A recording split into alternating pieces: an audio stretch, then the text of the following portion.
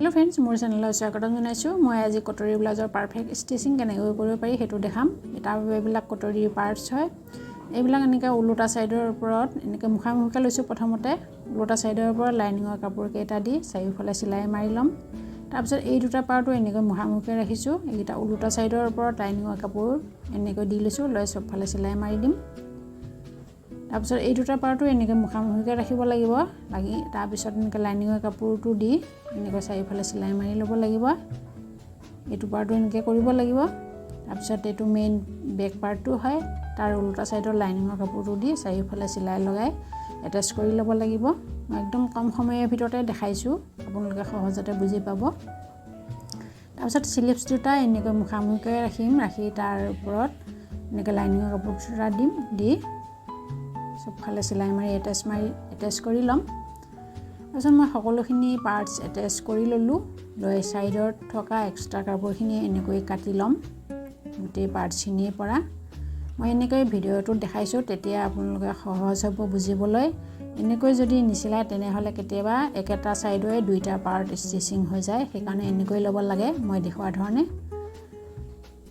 এতিয়া back পাৰ্টটোত dirt দিব লাগিব, তাৰ বাবে মই এনেকৈ ডাবল ফল্ড কৰি লৈছো সমানে। এইফালৰ পৰা মই এইটো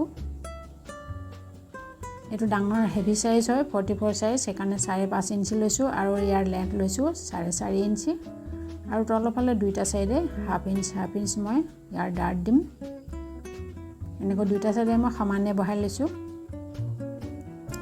মই একদম কম সময়ৰ ভিতৰতে আপোনালোকক দেখাম কটৰি ব্লাউজ কেনেকৈ পাৰফেক্ট ষ্টিচিং কৰিব পাৰি। আৰু ভিডিঅ'টো ভাল লাগিলে লাইক কৰিব, চেনেলটো সাবস্ক্ৰাইব কৰি ল'ব এনেকুৱা ধৰণৰ টিপছ আৰু টিপছ পাবলৈ। এতিয়া ডাৰ্টৰ বাবে মই তলফালৰ পৰা হাফ ইঞ্চিৰ পৰা এনেকৈ চিলাই কৰি 4.5 ইঞ্চিলৈ এনেকৈ আনি নমাই দিলো আৰু ইয়াত ডাবল চিলাই মাৰি লৈছো। এনেকৈ এইকেইটা পাৰ্ট মুখামুখিকৈ কৰি লৈছো। লৈ এইটো পাৰ্টত এতিয়া প্ৰথমতে মই ডাৰ্ট দিম। কটৰি পাৰ্টটো এইটো যিহেতু 44 চেষ্টৰ বাবে, যিকোনো সাইজৰ বাবে আপোনালোকে এই নিয়মখিনিৰে বনাব পাৰে। খালি ইয়াৰ সাইজটোহে বেলেগ, ফিটিং সাইজটো বেলেগ হ'ব। এইফালৰ পৰা মই 1.5 ইঞ্চি লৈছো, ইয়াৰ লেন্থ লৈছো 3.5 ইঞ্চি। আৰু এনেকৈ মই 1.5 ইঞ্চি দুইফালে দি এনেকৈ মিলাই দিছো ওপৰলৈকে। এতিয়া মাজৰ চিনডালত এনেকৈ ধৰি ল'ম, লৈ ইয়াৰ পৰা চিলাই আনি ইয়াৰ 3.5 ইঞ্চিলৈ আনি এনেকৈ নমাই দিম। ইয়াতো ডাবল চিলাই মাৰি ল'ম। এনেকৈ মই দেখুৱা ধৰণে কৰিলে কটৰি ব্লাউজৰ ষ্টিচিং একদম পাৰফেক্ট হ'ব। ফ্ৰণ্ট সাইড বেক সাইড দুইটা পাৰ্ট সমান হ'ব। এইটো ধুনীয়া একদম কটৰি হৈ গৈছে। এতিয়া কটৰি এই পাৰ্টটোৰ লগত এইটো জইন কৰিব লাগে। তাৰ ওপৰত মই সিধা সাইডৰ ওপৰত এইটো এনেকৈ ওলোটাকৈ দিলো, দি ওপৰৰ ফালৰ পৰা জইন কৰিম ডিঙি সাইডৰ পৰা। এনেকৈ জইন কৰোঁতে এই দুটা পিচ অকণো টানাটানি কৰিব নালাগে, কেৱল মিলাই যাব লাগে এটাৰ লগত আনটো, আৰু ইয়াৰ ওপৰত চিলাই কৰি যাব লাগে। এই চিলাইটো হ'লে ইয়াৰ ওপৰত আৰু এটা চিলাই মাৰি দিব লাগে, ডাবল চিলাই কৰিব লাগে। এনেকৈ মই দুটা চিলাই মাৰি ল'লো, এইটো পাৰ্ট ৰেডি হ'ল। এতিয়া এই তলৰ বেল্টৰ পাৰ্টটো জইন কৰিব লাগিব। তাৰ বাবে এনেকৈ লৈছো, ইয়াৰ ওপৰত এনেকৈ ওলোটাকৈ দি এনেকৈ এইফালৰ পৰা চিলোৱা আৰম্ভ কৰিম। এইফালৰ পৰা চিলোৱা আৰম্ভ কৰিব লাগে, এইটোৱে নিয়ম। নহ'লে এইফালৰ পৰা চিলোৱা আৰম্ভ কৰিলে এইফালে কেতিয়াবা ছুটিও হৈ যাব পাৰে, দীঘলো হ'ব, তেতিয়া নিমিলিব। আৰু এই যে প্লেটৰ ডাৰ্টৰ পাৰ্টটো এনেকৈ মুকুটাই দিব লাগে। ইয়াৰ লগতে সমানে চিলাই যাব নালাগে, নহ'লে এইটো ইয়াৰ পফ নুঠিব। আৰু ইয়াৰ চিলাইটো আগৰফালে কৰি দিব লাগে, জইনটো যিটো আছে। এতিয়া বেল্টৰ পাৰ্টটো এনেকৈ উলিয়াই আনিম, আনি চিধা কৰিম, কৰি ইয়াৰ ওপৰত এটা চিলাই মাৰি দিম। প্ৰেছ ষ্টিচ হয় এইটো চিলাই মাৰাৰ পিছত এইটো পাৰফেক্ট ধুনীয়া ফিটিং হৈ থাকে, চিধা হৈ থাকে। এইটো পাৰ্ট ৰেডি হৈছে। এতিয়া ইয়াৰ বাবে মই এইটো 3 ইঞ্চি বহল ডাবল ফল্ড কৰি 3 ইঞ্চি এইটো কাজ পট্টি বনাবৰ বাবে লৈছো। এইটো লাইনিঙৰ পট্টি লৈছো, কাৰণ এইটো কাপোৰ বহুত কম আছিলে। ইয়াৰ কাপোৰ মাত্ৰ 80 চেণ্টিমিটাৰহে আছিলে। এইটো 44 চেষ্টৰ বাবে বনাইছিলো, সেইকাৰণে কম হয় কাপোৰ। সেইকাৰণে মই লাইনিঙৰ কাপোৰে কাজ পট্টি বনাইছো। আচলতে কাজ পট্টিটো মেইন কাপোৰটোৱে বনোৱা হয়। আৰু এইটো তলৰ সাইডৰ পৰা চিলাইছো মই, আৰু সিধা সাইডত লুটিয়াই দিম। এনেকৈ প্ৰথমতে চিলাই এটা মাৰি ল'ম সিধা কৰি, তাৰপিছত এনেকৈ ডাবল ফল্ড কৰি দিম। এই চিলাইটো আগৰ চিলাইটো ওপৰতে মাৰিম তো তাৰপিছত কাজপট্টি ৰেডি হৈ যাব এইটোতো ডাবল চিলাই মাৰিব লাগে মই ডাবল চিলাই মাৰি ললোঁ এতিয়া সমান কৰি কাটি দিলোঁ এতিয়া তলৰ ফালে কমৰ পট্টি লাগিব তাৰ বাবে এইটো 1.5 ইঞ্চি বহল কাপোৰ হয় পট্টি সিধা পট্টি হয় এইটো মই সিধা সাইডৰ পৰা লৈছোঁ আগৰ ফালে অলপ বহাই ৰাখিছোঁ আৰু 1/2 ইঞ্চি দূৰত্বত এনেকৈ চিলাই মাৰিছোঁ তাৰপিছত আকৌ সিধা কৰি লৈ তাৰ ওপৰত এনেকৈ চিলাই দিম এক্সট্ৰাখিনি কাটি দিম তাৰপিছত এইখিনি এনেকৈ এফালে এনেকৈ ফল্ড কৰিম তাৰপিছত এনেকৈ ডাবল ফল্ড কৰি উল্টা সাইডলৈ দি চিলাই মাৰি দিম তো কমৰ পট্টি ৰেডি হৈ যাব এই পাৰ্টটোৰ দৰে আনটো পাৰ্টটো তেনেদৰে ৰেডি কৰিম এতিয়া এই পাৰ্টটোৰ বাবে হুক পট্টি লগাম তাৰ বাবে এইটো 1.5 ইঞ্চি বহল কাপোৰ হয় এইটো ইয়াতকৈ বেছি বহল ল'লে ডাবল ফল্ড কৰিও চিলাব পাৰি মই এইটো সিংগল চিলাই লৈছোঁ প্ৰথমতে তাৰপিছত এইটো পিছফাললৈ মই এনেকৈ ডাবল ফল্ড কৰি লুটিয়াই দিলোঁ এইটো হুক পট্টি ৰেডি হৈ যাব ইয়াতো ডাবল চিলাই মাৰিব লাগে মই ডাবল চিলাই কৰি দিলোঁ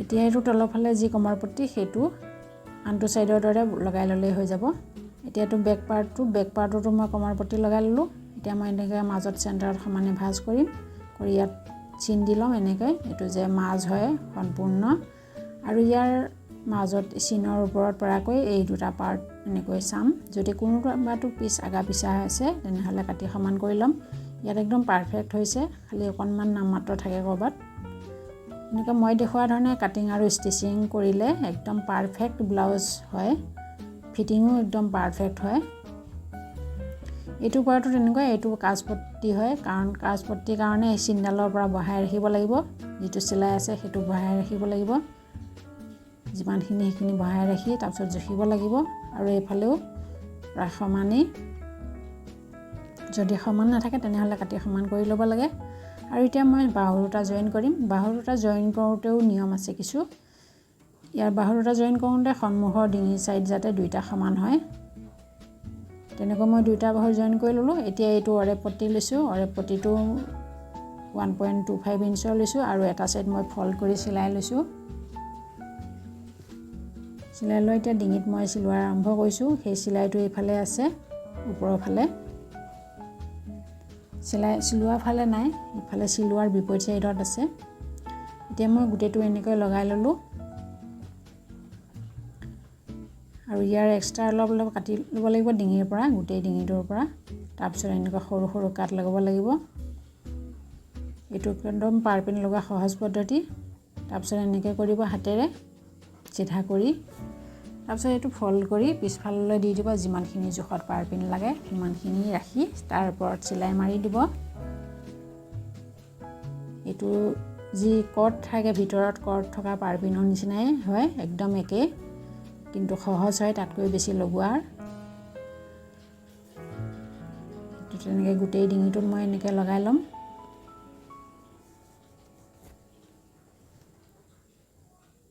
এইটো চিলাই মাৰোঁতে সবফালে সমান হ'ব লাগে গোটেই ৰাউণ্ডটোত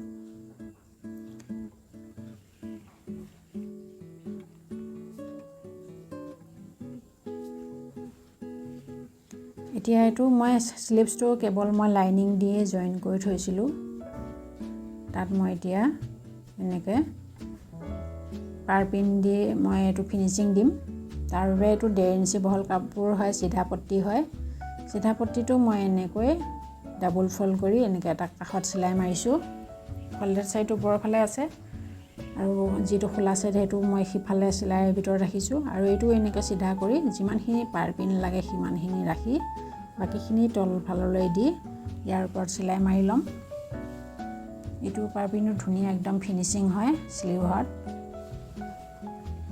ইয়াৰ ওচৰতে আৰু এটা চিলাই মাৰি ল'ম এইখিনিত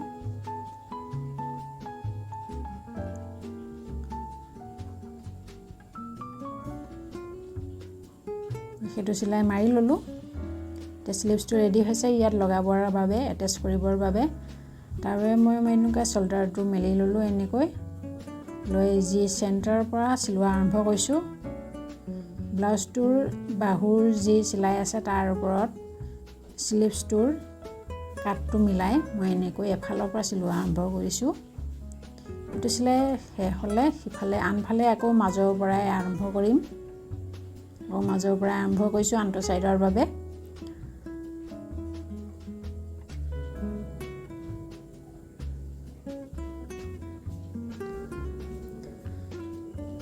এইটো চিলাই হ'লে তাৰপিছত ইয়াৰ পৰা আৰু এটা চিলাই মাৰি দিম এইটো ডাবল চিলাই হৈ যাব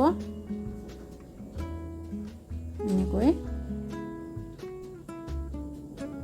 এটা স্লিভছ ৰেডি কৰিলোঁ লগাই আনটো স্লিভছো তেনেদৰে ৰেডি কৰিম তাৰপিছত মই ৰেডি কৰিলোঁ দুইটা তাৰপিছত এই যি চিন দিছিলোঁ সেই চিনৰ ওপৰত আকৌ এনেকৈ বহাই দিছোঁ দি এতিয়া মই ফিটিঙৰ বাবে জোখ ল'ম ইয়াত এনেকৈ কৰিলে একদম পাৰফেক্ট ফিটিং হয় কোনোটো সাইড আগা পিছা নহয়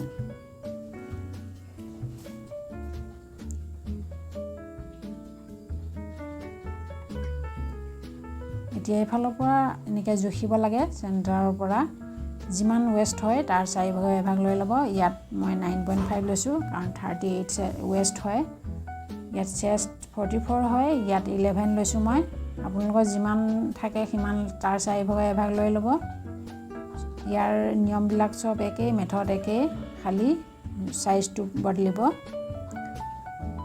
স্লিভছ ৰাউণ্ড 7 হয় 7ত দি দিছোঁ তাৰপিছত এই পইণ্ট কেইটা এনেকৈ মিলাই দিম লাইন টানি দিম ওপৰলৈকে এনেকৈ এই লাইনৰ ওপৰতে ফিটিঙৰ চিলাই দি দিম এইটো সাইডত এনেকুৱা এইটো সাইডে অলপ বেলেগ হয় এইটো সাইডে বেলেগ মানে এফালে কাজপট্টি আছে সেই কাজপট্টিটো এৰি জুখিব লাগিব কাজপট্টিটো আগৰ ফালে যিমানখিনি আছে আৰু এইটো মই এনেকৈ সমানকৈ লৈ পিন মাৰি ল'লোঁ লৈ যিখিনি এক্সট্ৰা আছে সেইখিনি মই কাটি দিলোঁ এতিয়া মই ইয়াত ইফালে জোখ ল'ম এইটো কাজপট্টিটো এৰি মই জুখিম 9.5 38 ৱেষ্টৰ বাবে আপোনালোকৰ যদি 32 হয় তেনেহ'লে 8 ল'ব যদি 28 হয় 7 ল'ব তেনেকৈ জুখি এনেকৈ ফিটিঙৰ চিলাই দি দিব একদম পাৰফেক্ট হৈ যাব তেনেকৈ মই দুইটা সাইডতে চিলাই মাৰি ল'লোঁ ইয়াৰ পিছত ডাবল চিলাই মাৰি দিব তাৰপিছত হাফ ইঞ্চি দূৰত আৰু এটা চিলাই মাৰিব তেনেকৈ হাফ ইঞ্চি দূৰত আৰু এটা মাৰি দিব তেতিয়া ব্লাউজটো ৰেডি হৈ যাব